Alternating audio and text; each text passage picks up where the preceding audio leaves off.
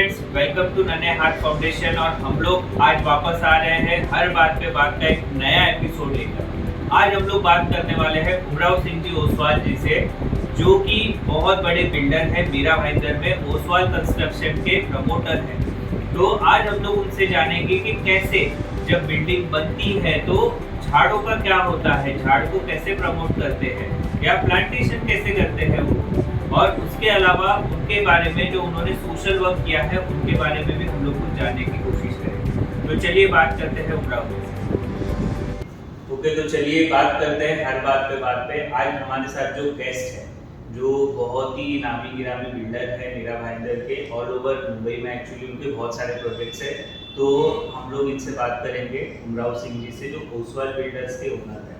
तो चलिए उनसे शुरुआत करते हैं कि सर आप जरा आपके बारे में बताइए कि कैसे कहाँ पर आपके कैसे प्रोजेक्ट्स चलते हैं। My self is chairman of Oswal group, Umrao Singh Oswal. और रियल स्टेट्स में हम लोगों का काफ़ी डेवलपमेंट है। मेरा कामकाज अभी मलाड में है, बोरीवली में है, मीरा भाईंदर में है, पालघर में और बोईसर में इस वक्त चालू है। और हम मैक्सिमम बड़े प्रोजेक्ट्स करते हैं, कॉलोनीज डेवलप करते हैं। ओके सर, तो हम लोगों ने जैसे सुना है कि मतलब जब भी सोसाइटी में ऐसी बहुत सारी बातें चलती हैं कि जब भी कोई बिल्डिंग बनती है, कोई कॉम्प्लेक्स बनता है, तो बहुत सारे पेड़ काट दिए जाते हैं। तो हम लोग का एनजीओ पेड़ प्लांटेशन करके उनको नर्चरिंग करने के लिए भी काम। बिल्कुल गलत नहीं है ये, हकीकत में ऐसा नहीं है। एक अगर मान लीजिए 10, 12, 15 बिल्डिंगें बन रही है, उसमें कोई 2-4 झाड़ आ गए, तो वो अगर बिल्डिंग के बीचों बीच आ रहे हैं या बिल्डिंग के सेंटर में आ रहे हैं तो ही उसे काटा जाता है। नहीं तो बिल्डर, आर्किटेक्ट जो प्लानिंग करते हैं उसको भरसक अगर पेड़ बड़ा है तो उसको बचाने का प्रयास करते हैं। साथ ही साथ बिल्डिंग के लिए 2-3 चीज़ें बहुत कंपल्सरी लागू होती है, जो प्लान पास के लिए भी लगती है। उसमें होता है ट्री एनओसी लेना। अच्छा। और वो ट्री एनओसी लिए बगैर प्लान भी पास नहीं होता है।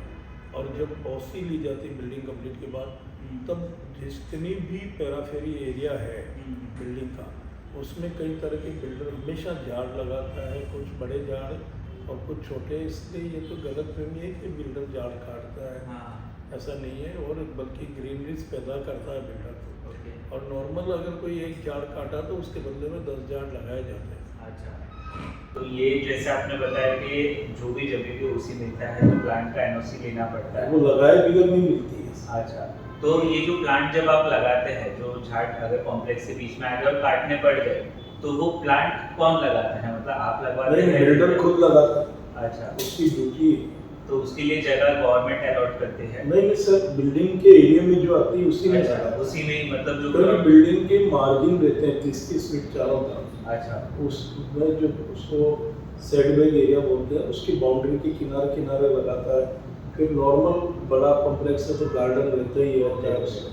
तो मतलब जो कॉम्प्लेक्स में झाड़ आ रहा है, आपको वो कॉम्प्लेक्स में ही झाड़ वापस से रीप्लांट और उससे 10 गुना लगाते हैं। अच्छा, उससे 10 गुना और कहीं पे लगाया नहीं, वही लगाते हैं। अच्छा, तो मुझे ये भी जानना था कि जैसे कि एज इन बिल्डर मतलब एक टाइप के डेवलपमेंट है, मतलब हम लोग के सोसाइटी का डेवलपमेंट हो रहा है, तो एक बिल्डर का रोल क्या होता है एक सोसाइटी के डेवलपमेंट? कई तरह के एफर्ट्स लेता है, इतना आसान नहीं है। करोड़ रुपीस वो लगाता है, जब जा कर के लैंड मिलती है उसके बाद करोड़ रुपीस उसको पासिंग में देने पड़ते हैं। उसके बाद में जा कर के वो बिल्डिंग का काम शुरू करता है। कोई 1-2% बिल्डर डिफॉल्टर हो सकते हैं, अदरवाइज सभी अपना स्वयं का इतना बड़ा इन्वेस्टमेंट करने के बाद प्रोजेक्ट्स चालू करता है। और वो भरसक प्रयास करता है कि उसके ग्राहक जो भी बने उनको खूबसूरत और सुंदर और अच्छा ऑल एम्यूनिटीज जो है उसको फ्लैट दिया जाता है। इन शॉर्ट तो आप ये कह सकते हो कि एक बिल्डर लोगों के घर बसाता है। सही बात बोला आपने, ये बात कि बिल्डर लोगों के घर बसाता है। ये सब बोल देने से कि बिल्डर बहुत कमा लेता है या बहुत ये करता है, ऐसा नहीं है। और कई बार गवर्नमेंट्स की ऐसी पॉलिसीज आ जाती है जिससे बहुत सारे तकलीफें बिल्डर को आती है, फिर भी वो फेस करता है और इतनी बड़ी रिस्क लेके काम करता है। ओके, तो जैसा आप लोगों ने सुना कि जैसे एक बिल्डर है, बहुत सारे मिसकंसेप्शंस हैं। तो एक मिसकंसेप्शन जो अभी इन्होंने क्लियर किए कि झाड़ जो काटे जाते हैं वो वापस से लगाए जाते हैं और करीब उससे 10 गुना ज़्यादा झाड़ लगाए जाते हैं। प्लस एक बिल्डर जो है सच्ची में किसी का सपना बना रहा है, किसी का घर बना रहा है। तो सर आप पर्सनल लेवल पे सोशल सर्विस कैसे करते हो? सर जहाँ भी मौका मिलता है हम लोग करते हैं सोशल सर्विसेज। पहला शुरुआत जैसे कि हमारी कम्युनिटी में कहीं भी कोई भी व्यक्ति असहाय दिख जाता है, कमज़ोर दिख जाता है, तो उनको पूरी कोशिश करते हैं। फिर हमारा एक ये रहता है कि भाई कोई भी विद्यार्थी चाहे जिस कम्युनिटी का हो, सिर्फ पैसे के अभाव में वो पढ़ाई नहीं छोड़े। अगर वो ब्रिलियंट है उनसे ऐसा कोई भी विद्यार्थी है तो हम उसको गोद लेके पढ़ाते हैं। और ऐसे आज की तारीख में भी हमने 200 बच्चों को पढ़ा रहे हैं, 200 से ज़्यादा बच्चों को हायर एजुकेशन के लिए। एक्सेप्ट ब्रेड एंड बटर वो सब फैसिलिटी हम देते हैं। बहुत बात है, मतलब आप इतने लोगों का अगर एजुकेशन स्पॉन्सर कर रहे हो तो इतने लोगों की लाइफ आप बना रहे हो। तो मुझे आपसे ये भी पूछना था कि जैसे आपने बताया कि सोशल सर्विस आप ऐसे कर दो, बाकी बिल्डर्स भी अपने तरीके से कोई ना कोई तरीके से सोसाइटी की जितना बन सके करते हैं, ऐसा नहीं करते हैं।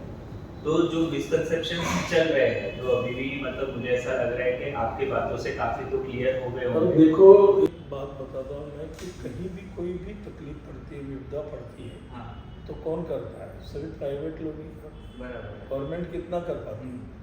हम एजुकेशन से भी जुड़े हुए हैं। मेरे पास यहाँ बॉम्बे में 3 स्कूल है, राजस्थान में हमारा पूरा एजुकेशन हब है 100 बीघे में, करीब 18,000 बच्चे पढ़ते हैं मेरे में। तो ये एजुकेशन के मार्फत में, और हमारा कोई भी इंस्टीट्यूट में एक नया पैसा भी डोनेशन नहीं लिया जाता। हमारी भावना ये रहती है कि हम अच्छे से अच्छी एजुकेशन ले सकें कम से कम फीस में, और वो हम कर रहे हैं। तो फिर एक तरीके से हमारा बहुत सारा चैरिटी का पैसा एजुकेशन में जा रहा है। ठीक है, एजुकेशन जैसे देखने जाएंगे तो आजकल की नीड बच्चों के लिए एजुकेशन ही है। पढ़ेंगे लिखेंगे, बेस्ट एजुकेशन देना, बेस्ट एजुकेशन देना बहुत अच्छी बात है। बता रहे हो कि मतलब जैसे एजुकेशन में आप हेल्प कर रहे हो बच्चों की, आप प्लांटेशन में मतलब जैसे नॉर्म्स है आप फॉलो करते हो प्रॉपर्ली। तो इसके अलावा जैसे कि बाकी लोग हैं, जैसे आप कोई संस्था से वगैरह जुड़े हुए हो क्या? मैं 54 संस्थाओं से जुड़ा हूँ। ओके। और मैक्सिमम सब में प्रेसिडेंट या संरक्षक अभी एक के साथ काफी साल हो गए। अच्छा। तो आपने जैसे बताया कि आपके यहाँ पे तो स्कूल्स है, ये राजस्थान में भी आपके कॉलेजेस हैं। अच्छा, 12 कॉलेजेस हैं। तो वहाँ पे आप मतलब जो भी बच्चे फीस नहीं भर पाते हैं, कम फीस लेते, तो आप कम फीस में उनका अच्छा एजुकेशन करवा देते हो? नी के बराबर फीस है। अच्छा। बीएससी में अगर बच्चा पढ़ रहा है तो उसकी फीस 12,000। अच्छा, मतलब बहुत ही कम फीस में आप सारा एजुकेशन प्रोवाइड कर रहे हो। मतलब मीडियम क्लास एरिया है तो ज़्यादा एफर्ट भी नहीं कर सकते। अच्छा, तो आपको क्या लगता है कि मतलब एज इन सोसाइटी में बहुत सारे लोगों को जैसे एजुकेशन की ज़रूरत है, और क्या चीज़ में जो है हम लोग लोगों की हेल्प कर सकते हैं? एज इन मतलब कम्युनिटी बिल्डर कम्युनिटी है क्या, कैसे भी? दो है। एक तो व्यक्ति को ये है कि भाई आपका चिर परिचित कोई भी व्यक्ति रहे और स्टूडेंट्स जैसे एजुकेशन करके निकल रहा है या उसको नौकरी चाहिए, तो कहेंगे रेफरेंस देके नौकरी पे लगवाना चाहिए, बिजनेस कराना चाहिए। मतलब हम लोग डोनेशन के बजाय रोजगार देना ज़्यादा पसंद करते हैं। रोजगार देना और दिलवाना भी। इवन कई बार रिस्क लेकर के भी दे जाते हैं, कई बार गारंटी देके भी उसको नौकरी पे रखवाते हैं। कई जगह ऐसे नुकसान भी आए, लेकिन फिर भी चलो 100 में से 90 तो सेट होते ही हैं। बराबर, किसी का भला हो जाए होता ही है। से तो बहुत अच्छा हो जाता है। तो आपने जैसे मतलब ये एजुकेशन का बताया, आपके इतने स्कूल्स है, मतलब स्कूल से यूनिवर्सिटीज़ है आपके, तो अगर किसी को मतलब आपके पास पहुंचना है तो मतलब कैसे आपसे डायरेक्ट कांटेक्ट करके कैसे मतलब आप तक पहुंच सकते हैं? वो हमारे ऑफिस में संपर्क करें, उसका अपॉइंटमेंट मिल जाए। अच्छा, तो डायरेक्ट आपसे मतलब कैसे कि कोई अगर ज़रूरतमंद मिले तो आपसे उनको मदद मिल सकती है, एजुकेशन की मदद आपसे उनको मिल सकती है। तो आप नॉर्मली जैसे ये सारे काम कर रहे हो तो आप कैसे मैनेज करते हो, मतलब आपका टीम वगैरह कैसे? एवरी डे हम लोग 12 घंटा काम करते हैं। अच्छा, मतलब ये इस पे भी आप पूरा 12 घंटा काम करते हैं? बिल्कुल। ये मोटो नहीं सिर्फ हम पैसे का पैसा कमाएं। हाँ। आज मेरे पास 1000 आदमी का स्टाफ है। अच्छा। तो आखिर टाइम पे तो उनके घर चलाने में सहयोग करते हैं।